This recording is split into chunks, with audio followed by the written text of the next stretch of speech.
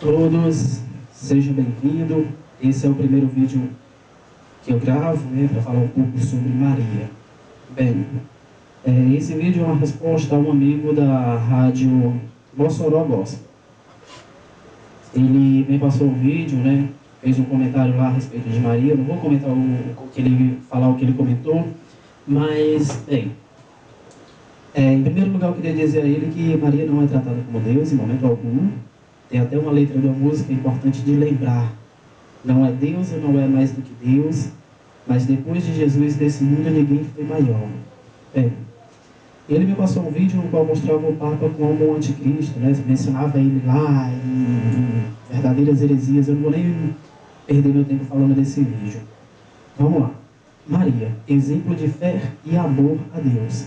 Em Lucas, capítulo 1, versículo 26 a 37. No 6º mês, o anjo Gabriel foi enviado por Deus a uma cidade da Galileia chamada Nazaré, e uma virgem desposada com um homem que se chamava José, da casa de Davi, e o nome da virgem era Maria. Entrando, o anjo disse: Ave cheia de graça, o Senhor é contigo. Perturbou-se ela com essas palavras e pôs-se a pensar o que significava semelhante saudação.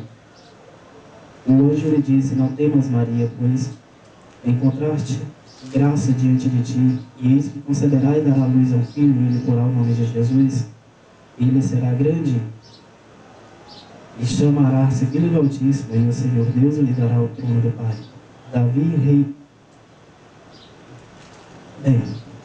Até aqui a gente vê um pouco sobre a aparição do anjo a Maria. A gente vê que até o anjo a tratou de uma maneira diferente. Até o anjo a tratou graciosamente, ao dizer: Ave cheia de graça, o Senhor é contigo. Uma realidade diferente do que nós vemos hoje. Nós vemos hoje as pessoas dizerem: Maria é uma mulher igual a mim. Impossível. Para quem diz isso, impossível. Veja bem, o anjo chegando para Maria disse: Ave cheia de graça, o Senhor é contigo. Continuando a leitura dos versículos mencionados. O anjo disse: Não temas, Maria, pois encontraste diante de ti a graça de Deus. Eis que conceberá e dará luz ao filho, e o porá o nome de Jesus. E ele será grande, e chamará-se Filho do Altíssimo. O Senhor Deus lhe dará o trono de seu pai Davi, e reinará eternamente na casa de Jacó, e o seu reino não terá fim. Maria perguntou ao anjo: Como se fará isso? Pois não conheço o homem. Respondeu-lhe o anjo: O Espírito Santo conceberá sobre ti e a força do Altíssimo te envolverá em sua sombra. Por isso, entre os santos que nasceu de ti, será chamado Filho de Deus. Pois bem, a gente vê aqui nessa pequena leitura que Maria ela não se preocupou, em momento algum, com as consequências daquilo. Naquela época, as mulheres adúlteras eram apedrejadas. Ela não se preocupou. Ela se preocupou apenas em fazer a vontade de Deus, como diz um pouquinho à frente: Eis aqui a serva do Senhor, faça em mim segundo a tua palavra. Ela se entregou porque ela sabia que quando Deus ele age por completo, e que se ela iria conceber um filho mesmo sem ter conhecido o homem, Deus se responsabilizaria por ela. A confiança na qual ela depositou, talvez nos dias de hoje nenhum de nós sejamos capazes de tal feito. A gente hoje olha e se denomina igreja, mas o que é ser igreja? Ao ver o vídeo lá do Papa, eu vi que o cara diz lá, a Bíblia diz que o anticristo se levantará dentro da igreja, e de fato se levantará. Aí eu parei para me perguntar no momento: por que ele se isenta? Porque ele isenta a igreja dele dessa responsabilidade. A igreja dele não é verdadeira, não? a igreja dele é a igreja de Cristo. Não. Interessante uma ressalvação dessa. Porque mesmo ele vivendo uma outra fé, ele reconhece, né, que o anticristo vai sair de dentro da igreja de Cristo, não de uma outra. Então ele pega e diz, o anticristo será o Papa. Ele rebola a responsabilidade para o Papa. Veja bem, se o anticristo vai ser levantado dentro da igreja, poderia ser da dele, já que ele crê que a dele é verdadeira, segue a verdade. Mas ele coloca para o Santo Papa. É bonito ver isso dele porque assim, ele coloca a responsabilidade de uma igreja que reina há 2000 anos. Muito interessante da parte dele isso. Talvez até uma sabedoria, um reconhecimento, mesmo na ignorância de onde sairá a verdade. Mas tudo bem, se não vem ao caso, vamos a seguir. Isabel, estando cheia do Espírito Santo, proclama Maria pelo o fruto do seu ventre. Em Lucas, capítulo 1, versículo 42 a 45. E exclamou em alta voz, bendita és tu entre as mulheres, e bendito é o fruto do teu ventre. De onde vem esta honra de vir a mim, a mãe do meu Senhor? Olha aí o que é que ela diz no final. De onde me vem a honra de vir a minha mãe do meu Senhor? Bendita és tu entre as mulheres. Frases bem tocantes. Porque hoje em dia, as pessoas que se denominam cristãos dizem isso também. Elas dizem o oposto. O oposto. Isso eu não estou falando do cristão como o cristão católico. O cristão católico, ele tira o chapéu, ele abraça Maria como mãe. Eu estou falando daqueles que dizem, aliás, Maria é uma mulher igual a mim. Veja bem, se Maria era uma mulher igual a todas as outras, por que Isabel disse, bendita és tu entre as mulheres? Com que objetivo ela diria, tamanha salvação? Poxa, ela estava recebendo uma mulher normal. Mas a seguir, a própria Maria diz, todas as gerações me proclamarão. Em Lucas capítulo 1, versículo 46 a 50. E disse-lhe Maria, minha alma glorifica ao Senhor, meu espírito exulta de alegria em Deus meu Salvador, porque olhou para a sua pobre serva, por isso desde agora me proclamarão bem-aventurado em todas as gerações. Veja bem, Deus não é menino. Deus não iria escolher uma mulher que tiraria a glória dele. E hoje nós vemos a igreja a proclamar bem-aventurada, a olhar para Maria e ver um exemplo a ser seguido, a olhar para ela e ver a graça do Pai, como de fato ela foi agraciada. Agora o que a gente prega não é ela como Deus. Nós pregamos através dela, seu exemplo, a busca por Deus. Ela a buscou temerosamente. Ela a buscou Deus sem cessar. E hoje ela é um exemplo vivo para todos os cristãos que pensam em seguir a vontade de Deus.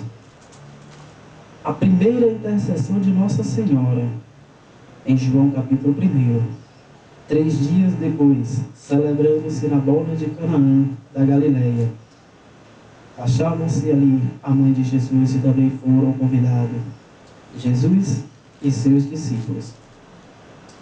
Como viestes a faltar vinho, a mãe de Jesus lhe disse, eles não têm vinho. Respondeu-lhe Jesus, mulher, isso compete a nós? Minha hora ainda não chegou. E disse-lhe então a sua mãe aos servos, fazei o que ele vos disser. É interessante ressaltar nessa passagem aqui uma coisa que é muito comentada. Jesus, ele chamou Maria de mulher. E hoje a gente vê muitos protestantes eles argumentarem isso. Ele nem a chamou de mãe. Cada geração, cada época tem uma maneira diferente de se falar. Hoje a juventude ela já tem um linguajar bem mais aberto. Se você olhar hoje para sua mãe e chamar ela de mulher, no mínimo você leva um belo tapa. Naquela época, mulher era um sinal de respeito entre os judeus. Então pode-se dizer que quando Cristo chamou Maria de mulher, ele chamou-a de mãe, porque era um sinal de respeito do filho para com a mãe, do marido para com a esposa, e assim por diante. Então não vale olhar para isso, para esse termo, e querer trazê-lo para o dia a dia de hoje. Seria mesmo que você leu o Antigo Testamento, né, e colocar a faca no pescoço de alguém e dizer que foi Deus e na hora não matar. No mínimo essa pessoa vai te procurar depois e vai te matar. Né? É o mínimo que ela vai fazer. Ela vai dizer que você ameaçou. Né? E nessa passagem aqui a gente vê que Jesus diz bem claro: a minha hora não é chegada. E Maria não pergunta a ele. Ela diz aos servos fazer o que ele mandar. Por que ela disse isso? A gente se pergunta. Ela não perguntou a ele, ela não disse, fazei porque eu estou te pedindo. Ela não disse isso em momento algum. Ela sabia que ele era um exemplo à humanidade, que ele era obediente. Né? E ela sabia que aquela época era a época da lei, não era a época da graça. Hoje nós vivemos a graça por meio de Cristo. Mas naquela época Cristo viveu a lei. É tanto que ele era judeu. Então, o que é que eu vejo nessa passagem? Quando ela disse, fazei o que ele mandar, ela não olha para ele e diz, eu estou pedindo, algo do tipo. Ela olha logo para os servos e disse, fazei o que ele mandar. Ela não se preocupou em ele se recusar a fazer. Por que ela não se preocupou? Porque ele sabia que ele, como exemplo, iria a respeitar. E não um dos mandamentos, né? Honrar a pai e mãe. Não é verdade?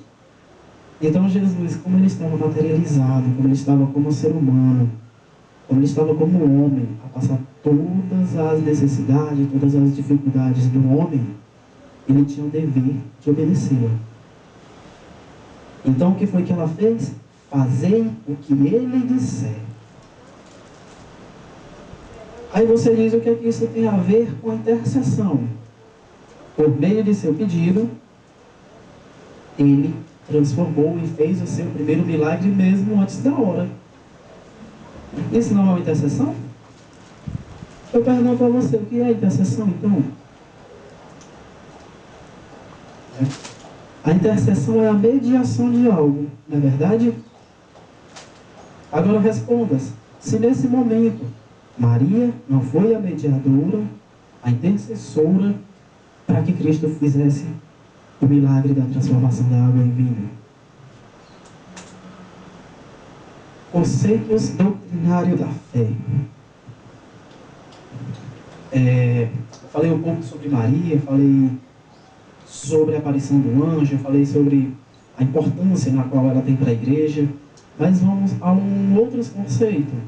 Eu escutava muito na época que frequentava a igreja, dando continuidade ao primeiro vídeo, né, como eu dizia, será se o novo convertido ele vai praticar tudo que é ensinado? Não. Será se toda a igreja prega a teologia da prosperidade? Não. A teologia da prosperidade é uma teologia que na realidade ela só cresce o líder, enquanto as demais pessoas elas só servem para enriquecer o líder, né? A gente vê isso de exemplo na Universal. Me respondam pelo amor de Deus, desde quando tem lógica a pessoa vender sua geladeira, seu carro, para dar de oferta na igreja. É isso que Deus quer? Eu vi uma matéria um dia que dizia que o Edir Macedo lá, né, o bispo lá, ele tinha comprado um Cadillac. Cadillac para evangelização, um carro de colecionador, né? Conceito doutrinário desmascara falsas tradições. Marco, capítulo 7. Os fariseus e alguns dos escribas vindo de Jerusalém tinham ressurgido em torno deles e perceberam alguns dos seus discípulos comiam o pão com as mãos impuras, isto sem a lavar. Com efeito, os fariseus de todos os judeus apegando-se a tradições dos antigos, não comem sem lavar cuidadosamente as mãos. E quando voltaram do mercado, ele não comeu sem ter feito ablução. Há muitos outros costumes que observavam por tradições, como lavar os copos, os jarros e os pratos de metais. Os fariseus e os escribas perguntaram-lhe por que não anda com os teus discípulos conforme as tradições dos antigos, mas come o pão com as mãos impuras. E disse-lhe Jesus, Isaías, com muita razão, profetizou de vós, hipócritas, quando escreveu: este povo honra-me com os lábios, mas com o coração está longe de mim. E vão, pois, me cultuam, porque ensinam doutrinas e preceitos humanos, deixando os mandamentos de Deus, vos apagai a tradição dos homens. E Jesus acrescentou, na realidade, invalidou o mandamento de Deus para estabelecer a vossa tradição. É o seguinte: durante 2000 anos a gente vê a tradição litúrgica. A igreja luterana, ela permaneceu com a mesma tradição, ela permaneceu com aquilo que lhe foi ensinado. Se a gente vê um culto luterano no YouTube, a gente vai ver claramente o uso da batina, a gente vai ver claramente a consagração eucarística, a gente vai ver tudo. Vai ver uma liturgia, vai ver um sentido. A gente olha para um culto pentecostal hoje e só vê pulo. É incrível. É pulo, é dança, e chula, libalá, xalabará. É daí para pior. Agora, aonde que está o ensinamento? Tem uma passagem bíblica que fala que para mim falar em língua eu tenho que ter mais de um ali do meu lado e pelo menos um tem que interpretar. Caso contrário é uma perda de tempo. Aí a gente vê no tempo pentecostal as pessoas que consultam ali na barra, cadê a interpretação disso? Meu caro amigo, a própria palavra diz que os falsos profetas serão desmascarados. Não é uma coisa sem lógica, é uma coisa com lógica. É uma coisa com fundamento bíblico. A gente fala muito relacionado à Bíblia, a Bíblia, a Bíblia, a Bíblia, a Bíblia. Mas quem foi que guardou ela durante anos? De onde ela surgiu? Eis a pergunta. Como pode alguém se manter de pé durante 2000 anos com falsidade, com mentiras? Eu lanço só essa pergunta a você. E se você tiver como me responder, eu deixo até meu telefone. Você pode até me ligar, caso contrário, adiciona aí Ricardinho, filho de Maria, que eu teria o prazer de ouvir a sua resposta. Será que Deus permite durante 2000 anos alguém pregar mentira? Será que Jesus esperaria passar 1500 anos para fundar a sua igreja? No ano de 1500, quando Lutero se rebeliou contra a igreja católica. São conceitos que, com franqueza, não me enrolam, não me entram. A igreja se corrompeu durante os anos. A igreja não se corrompe, quem se corrompe é o membro, quem se corrompe é o homem. Dizer que a igreja se corrompeu, o que é a igreja? A igreja é o corpo de Cristo. O corpo de Cristo se corrompeu. Meus caros colegas, reflitam bem. Você me enviou um vídeo no qual mostrava tamanha ira de um homem para com a doutrina romana, para com seu antepassado. Eu estava uma vez assistindo, eu cito o nome porque eu não sou hipócrita, de falar que eu vi, mas não dizer de onde, e eu cito o nome. Assembleia de Deus, Ministério Madureira, Parque Potira. Estava lá eu quando o pregador disse lá em cima do altar, pastor, sei lá o que aquilo era. Ele disse lá em cima do altar a seguinte frase: somos falhos porque somos descendentes de Roma. Você é falho porque você é homem, meu colega. Você é falho porque você é um ser humano. Caso contrário, você não era falho. Eu engoli aquela palavra e trouxe aquela palavra até o dia que eu pudesse ter a oportunidade de soltar.